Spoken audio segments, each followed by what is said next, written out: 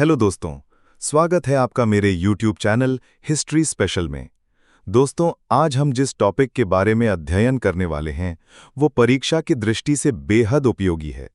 ये टॉपिक है मृदभांड संस्कृतियां।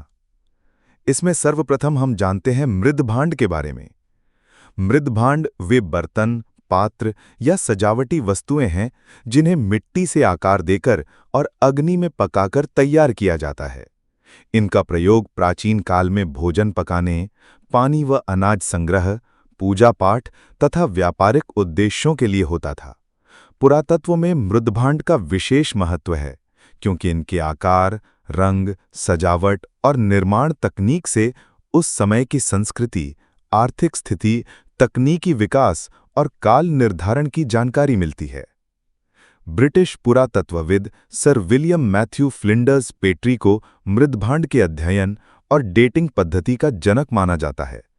उन्होंने मृदभांड को पुरातत्व की वर्णमाला कहा क्योंकि जैसे वर्णमाला भाषा की नींव है, वैसे ही मृदभांड के अध्ययन से प्राचीन सभ्यताओं का क्रम और इतिहास तैयार किया जा सकता है। उन्होंने सीरिएशन मेथड विकसित की, जिसके माध्यम से मृदभांड की शैलियों और प्रकारों के आधार पर पुरातात्विक परतों की समय सीमा तय की जाती है। दोस्तों, अब हम विभिन्न मृदभांड संस्कृतियों के बारे में जानते हैं। सबसे पहले गैरिक मृदभांड संस्कृति या ओसीपी, ऑकर कॉलर्ड पॉटरी। गैरिक मृदभांड संस्कृति की खोज 1949-50 में बीबी लाल ने गंगा घाटी के बिजनौर, बदायूं और राजपुर परसू, बिजनौर में की। इसका नामकरण हस्तिनापुर के उत्खनन के बाद हुआ। इनका रंग हल्का गेरुआ या गैरिक होता था। ये ताम्रपाषाण काल और उत्तर हड़प्पा काल से जुड़ी थी। ताम्रपाषाण काल में सर्वाधिक प्रचलित मृदभांड कृष्ण लोहित यानी BRW थे, परंतु ओसीपी को विशिष्ट माना जाता है। राजस्थान में इसके प्रमुख स्थल नोह, भरतपुर और जोधपुर, जयपुर हैं, जबकि उत्तर प्रदेश में बुलंदशहर का लाला किला इसका सबसे बड़ा उत्खनन स्थल है। दूसरा, कृष्णलाल मृदभांड संस्कृति यानी BRW। कृष्णलाल मृदभांड संस्कृति का पता 1960 के दशक में अतरंजीखेड़ा, उत्तर प्रदेश के उत्खनन से चला। अथर्ववेद में इसे कृष्ण लोहित कहा गया है। ये ओसीपी और PGW के बीच का चरण माना जाता है और इसे आर्यों का मृदभांड भी कहते हैं। इसकी खासियत उल्टी तपाई यानी इजिप्शियन फायरिंग टेक्निक है, जिसमें अंदर का भाग काला और बाहर लाल होता था। ये प्राग ऐतिहासिक हड़प्पा, महापाषाण और मृदभांडिक काल में प्रचलित रहा। इसका समय उत्तर भारत में 1500 से 500 ईसा पूर्व, गुजरात में 2000 से 1500 ईसा पूर्व और दक्षिण भारत में 1000 से 100 ईसा पूर्व था। तीसरा, चित्रित धूसर मृदभांड संस्कृति यानी PGW।